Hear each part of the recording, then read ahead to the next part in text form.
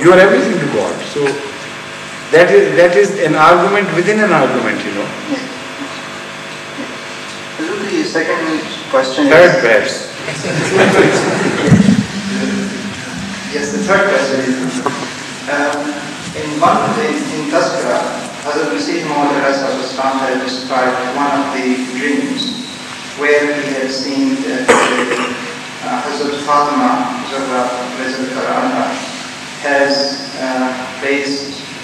has allowed Hadhrat Mirza to place his head on one Farmi's side.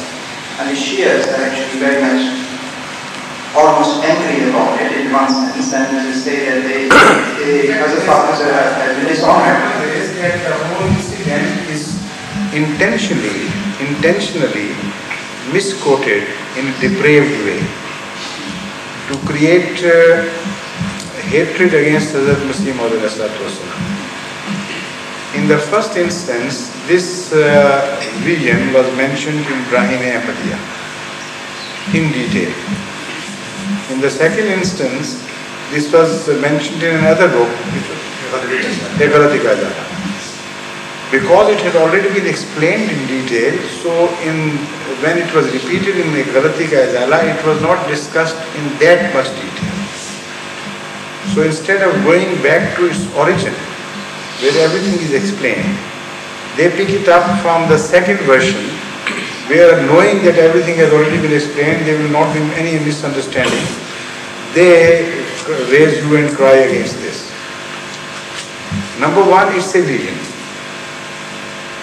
Number two, the original vision which describes everything is this, that Hadhrat Masih Maud enters a room where there is Hazrat Rasul Kareem sallallahu alaihi wasallam, Hazrat Ali radhiyallahu ta'ala anhu, Hazrat Fatima radhiyallahu ta'ala anha. Father and husband are also present of that lady. And he goes there and like a most benevolent mother, like a most loving mother, she puts her head to her knees, to her thighs otherwise, Rama. Now, one thing which people forget is to visualize what was happening and how it was happening. He found himself standing. If a man is taller than a lady generally, she can't put his head down to his, pull it down to her thighs or knees. She always does it when a child approaches her and her head is only on the size of that, at level with her thighs. So when she embraces such a child, the head would automatically touch the thighs. So he saw himself like a child of Hazrat Fatima radhiyallahu ta'ala. And this is why the word Madar-e-Mehraban. Like she's a very loving, gracious mother.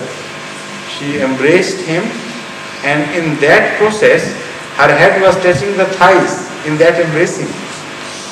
That means in vision he saw himself like an innocent child that high.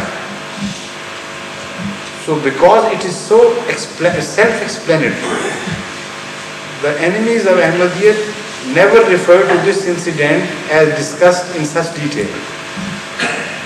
They pick up another place in Ghalati Ka Izala, where he says that once Hazrat Fatima radhiyallahu ta'ala in a vision touched his head, placed his head on her thighs. So they are corrupt-minded people, depraved people. So they think so viciously of such incident, as if Hadhrat Masih Maud is describing Na'udhu Billah min Zalik a voluptuous experience.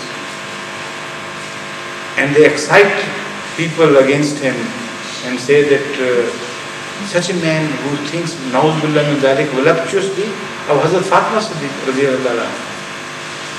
What sort of man is? Common ignorant people, they get excited and become violent against them. While the people who do this, they are the real criminals. Even to think of such a thing regarding a vision about such a pious, and in fact she is called Khatun-e-Jannah, the first lady of Jannah. How could they do such thing to her? To speak in such terms about her and begin of Islam, unless they had lost all sense of decency. This is what they have done. Right? بسم الله الرحمن الرحيم وعد